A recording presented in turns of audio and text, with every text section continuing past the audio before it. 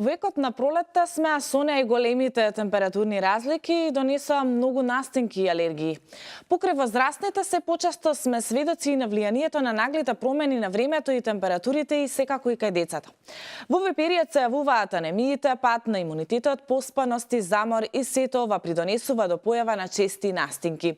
Токму на оваа тема ќе зборуваме повеќе со доктор Лилија Чалакова-Дервишева. Добро утро, докторке, и добро ни дојдовте во нашата утринска програма. Среќен ден и ви благодарам за поканата. Така. Во самата најава ја кажав и главната тема за вашето доаѓање, пролетниот замор и алергиите. Колку често се жалат вашите пациенти токму со овој пролетен замор? Па гледате, секоја година е исто, значи со самото расцутување на дрвцата, значи почнување на тревките да растат, да се раззеленува нашата прекрасна татковина, почнуваат и оние алергени или антигени кои што во воздухот ги има да ги иритираат лигавиците на нашите пациенти и почнува она солзење, печење во очите, печење во грлото. Значи разлика мора да направиме ние како професионалци во однос од ринитите кои што се од бактериско или вирусно потекло, со овие кои што се од алергиско потекло, кај овие нема температура. Така. Значи многу често има голем број на кивања, едно по друго, значи во салви иде, 5-6 пати киваат, да речеме интензивно, не може да го запре самиот пациент тоа, бидејќи има иритација од лигавицата, нели, од самиот полен кој што се наоѓа во самиот воздух во нашата средина. Така да и оваа година не е исклучок на таквите патологии, нормално дека се чести, не многу, но има пациенти кои што се поосетливи на оваа загаденост, на прашината која што постои, на овие PM честички кои што ги спомнуваме нели постојано. Меѓу другото и алергените од самите дрвца кои што цветаат нели во овие месеци, се е веќе расцутено и поленот е присутен во самиот воздух. Така. Еве да им кажеме на сите оние кои што не гледаат како најлесно да се справат со овој проблем. Дали има некоја превентива која што би се променило во текот на пролетта? Ете да се заштитат пред пролетта и веќе кога сме во екот на пролетта? Па гледате, оние пациенти кои што секоја година, оние има хронични пациенти кои што се секоја година тие во одреден месец се појавуваат во нашите амбуланти и имате некогаш и нови пациенти кои што се појавуваат со новите гоби како што е алергискиот ринит, алергиските кашлици. Во однос на превенцијата, можам да кажам, витамин С е нешто кое што од 1 грам за возрастната популација е нешто што е потребно заради зајакнување на колагенот во човековиот организам, бидејќи витамин С е составен дел на тој колаген. И потребно е да се користи С витамин, значи свежи овоштија, свежи зеленчуци, свежо исцеден лимон, портокал да се земаат секој дневно. Така. Тоа е едниот момент. Додека другиот момент каде што, да речеме, имунитетот е паднат на нашиот пациент, па повторно може нели да преовладаат други агенси кои што постојат во самиот воздух. Во такви случаи мора да се провери крвната слика, значи да го подигнеме железото кај нашите пациенти, бидејќи тоа е ако е микроолигоелемент кој што во мали дози навистина е потребен за имунитетот на човековиот организам и нормално спреовите кои што нели нашата медицина базирана на докази, постојат риноко спреови за во нос или фликсоназа или пациентите многу често го велат портокаловиот спреј, бидејќи опаковката му е портокалова, така да оние кои што веќе знаат и со години дека во тој период им се јавува алергискиот ринит, пожелно е да си ги користат во континуитет во тој период дадените павки. Наутро ќе прснат нели по 2 павки во секоја ноздра, за да може денот квалитетно да го поминат. Така, значи сепак овие работи кои што ги споминавте можат да им помогнат колку толку народски кажано да се справат со пролетниот замор. Зошто се јавува заморот? Кои се најчести симптоми на оној замор што го предизвикува овој временски период, поточно пролет? Гледате, во зимскиот период кај нас нели Македонија е поднебие каде што 7 месеци е ладно, значи студи, нема свежо овоштие, не може секој да приушти заради тоа што е поскапо, значи она кое што оранжериско е со повисока цена. Така да нашиот народ, да речеме, се исцрпува со храни кои што се замрзнати, кои што не се свежи, со готвење, со тестенини, повеќе се меси, се прават повеќе на такви работи се користат во исхраната кои што недостигаат, каде во таквата исхрана недостигаат витамини и минерали. Так. Додека во овој период веќе Македонија изобилува со значи зеленчук, свежи овоштија кои што можат да се консумираат, а со тоа и да се поврати свежината, бидејќи човек е здрав онолку во зависност значи што внесува во својот организам. Ако вие живеете на леп маргарин, на тестенини, на нешто каде што нема нели некој минерал да се внесе, во тој случај организмот нормално веднаш го чувствува тој недостиг на тие минерали и витамини и со тоа доведува и до пат на хемоглобинот, на крвната слика, на преморот, нормално и недостигот на сончева енергија која што да речеме во тие 7 месеци е помала, исто така влијае, нели? И имаме многу пациенти кои што ќе речат докторке денеска кога грее сонцето јас имам повеќе енергија. Така. Значи им влијат и сончевите зраци и заради тоа препорачуваме повеќе прошетки на чист воздух во нашиот парк, нели, ако имаат услови да променат надморска височина, значи Велес изобилува со прекрасни села, со прекрасни околини, така да еве еден апел до нашите драги слушатели и пациенти да го искористат секој момент на своето слободно време во околината да прошетаат на чист воздух, да сменат надморска височина, да консумираат и лукче и кромитче кое што и покрај тоа што мириса има енормен број на минерали и кои што се потребни и за здрави коски, и за здрав колаген, и за здрава крвна слика, и за подобар имунитет. Значи, сепак, се основа на храната. Храната е лек превентива на сите оние болести кои што можат да се појават, кои што токму и сега ги зборуваме. Она што друго би ве прашала, дали пролетниот замор се разликува од синдромот на хроничен умор? Значи, која е разликата помеѓу овие две работи? Па причината е различна. Значи етиолошки, ако одиме да како професионалци и доктори имаме кога ќе дојдат пациентите да кажат нешто се чувствувам уморен, значи вие треба како добар истражувач во својата област, добра анамнеза да се земе кај тие пациенти и да се праша што е етиологијата или која е причината за таквиот замор. Значи, едниот момент е кај едните пациенти, значи еднообразната исхрана, а додека во вториот случај хроничниот замор или она burnout кој што велиме ние више сите сме во некоја фаза на прегорување, мислам дека темпото на живот, исцрпувачкиот начин на значи работење, патување, ние имаме огромен број на наши сограѓани кои што патуваат во Скопје и таму работат. Значи тие мора рано да станат, секој дневно да трчаат по автобуси, по такси, превози, таму да одработат 8 часа, потоа повторно да патуваат, тука да дојдат и повторно да се борат со секојдневните проблеми од животот. Имате пациенти кои што одат во трети смени, значи изричито трета смена. Тоа е веќе пореметен биоритам на живење. Значи ноќта ја правите ден, денот го правите ноќ, кој што исто така го пореметува биоритмот и биолошкиот часовник на тој организам. Заради тоа што во човековиот организам има хормони кои што точно се лачат рано наутро, како што се кортикостероидите, кои што му даваат енергија на човековиот организам, но ако тој треба да спие кога се лачат тие хормони, а треба да работи кога мирува организмот, сето тоа го исцрпува тој пациент и доведува до еден хроничен замор, до хронично темпо во кој што тој вели јас веќе немам енергија за ништо да се справам, нели, со сите проблеми на животот. Така. Пред малку ги споменавте и хронично болните пред ова прашање да ми го одговорите. Дали они се повеќе изложени на овој пролетен замор, на сите овие настинки кои што сега ги имаме? Дали се они повеќе изложени и еве да кажеме кои освен хронично болните се повеќе изложени на овој пролетен замор? Па патологијата кај нашите пациенти е различна, значи во однос на популацијата која што е зафатена. Значи кои луѓе повеќе да се внимаваат од во однос на настинките, можам да кажам да младата популација многу почесто настинува заради тоа што се тушираат и веднаш излегуваат со водени коси, со недосушени, значи не се облекуваат соодветно. Тоа е многу битен момент, бидејќи вие му правите дестабилизација на самата температура која што ја има човекот. Така. Значи, ако вие од еден загреан туш, нели со жешка вода испаднете веднаш надвор каде што е 7 или 12 степени и заради тоа во овој период многу често младата популација иде со грло, со гнојни ангини, со бронхити. Значи, не дека ни е нашата популација болна, туку не се пази. Така.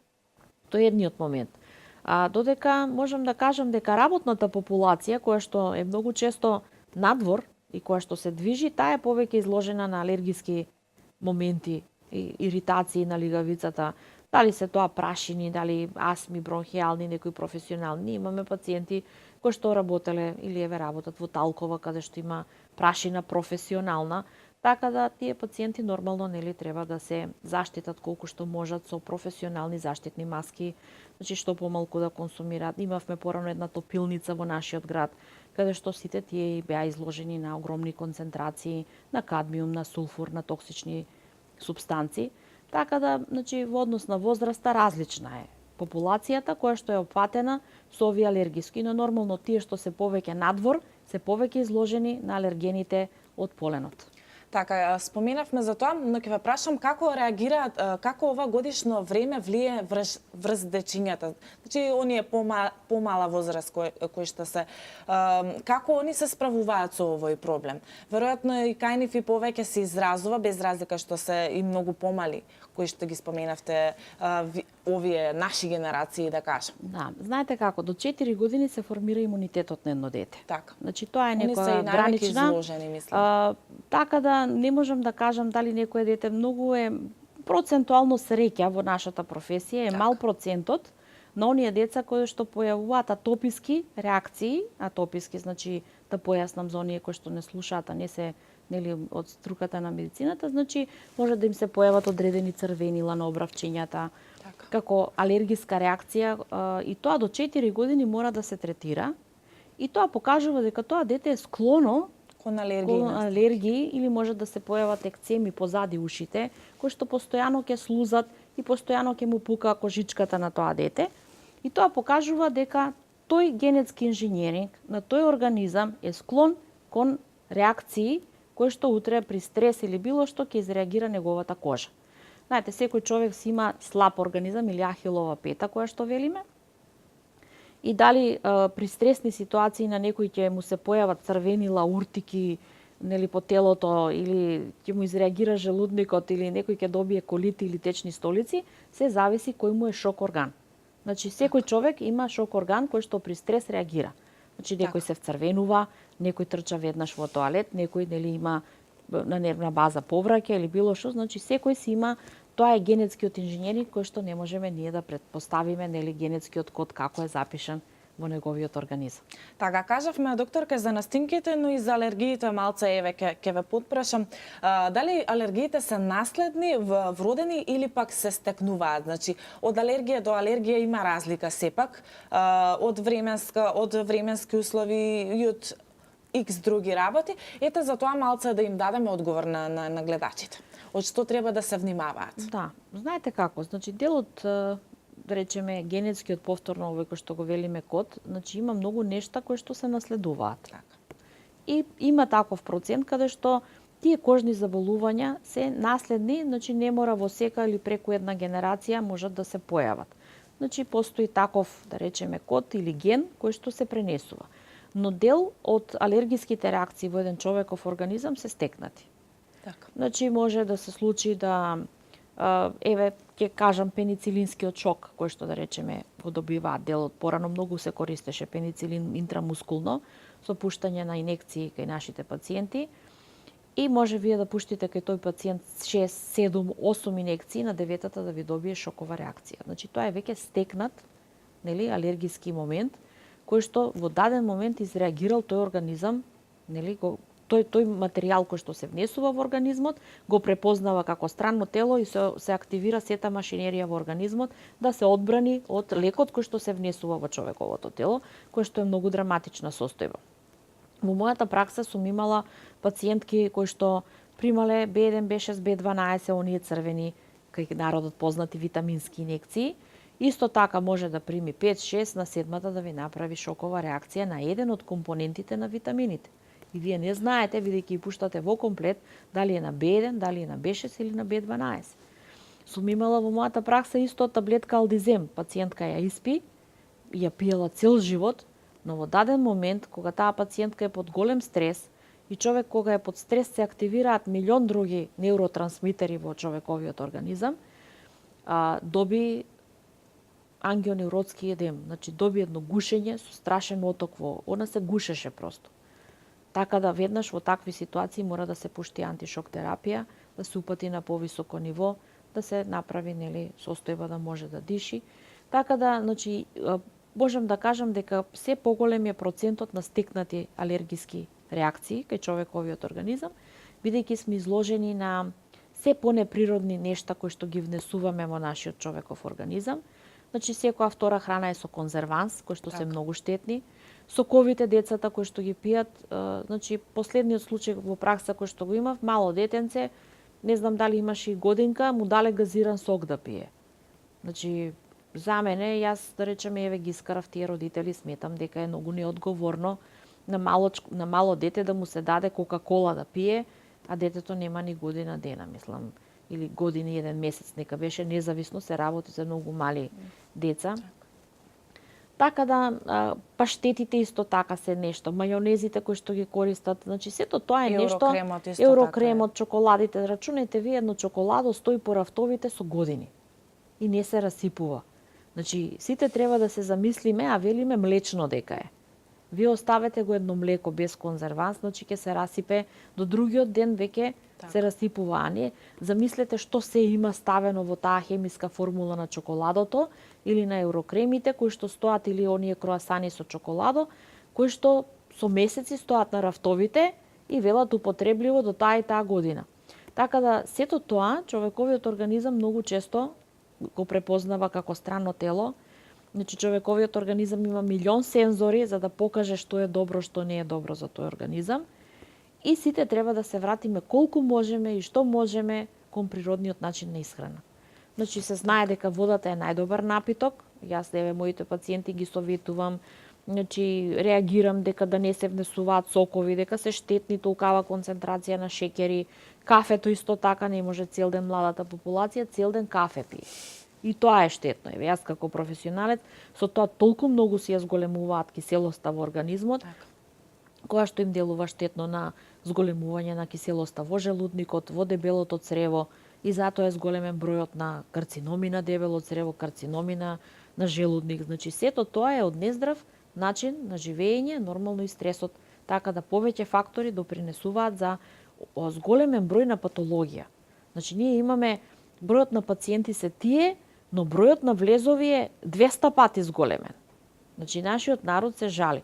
Дали нездраво живеат, дали нездраво се хранат, преголем број на стресови, сето тоа допринесува да бројот на прегледи, значи, ако ние порано сме имале по 500... Така, токму и следно прашање ми беше тоа, дали е зголемен бројот на пациенти кај вас, еве стрикно, вие сте долгогодишен професионалец, да кажам, токму во оваа област, во медицината, поточно општата медицина, вие сте матичен лекар, еве морам да нагласам, за сите оние кои што не знаат, дали е зголемен бројот на пациентите од година во година, верувам дека се зголемува.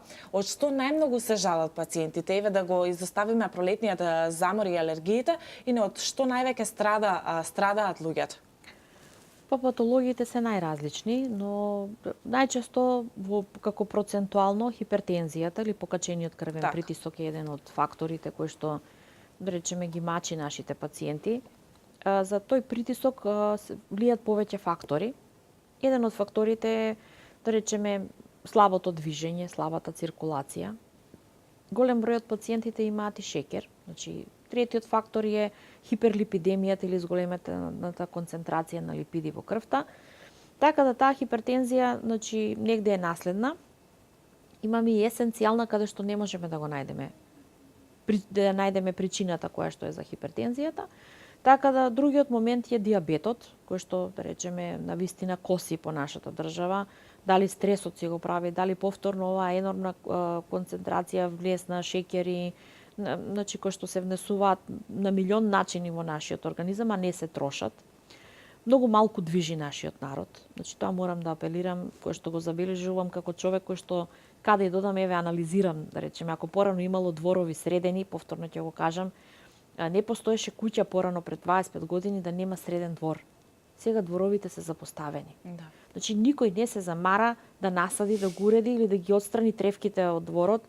Многу е мал процентот на луѓето кои што цел ден се пред телевизија, цел ден чекаат да видат што ќе се случи во државата, цел ден се на Facebook, на компјутери или турски серии кои што се навистина депримирачки, постојано со некои убиства, постојано некои плачат.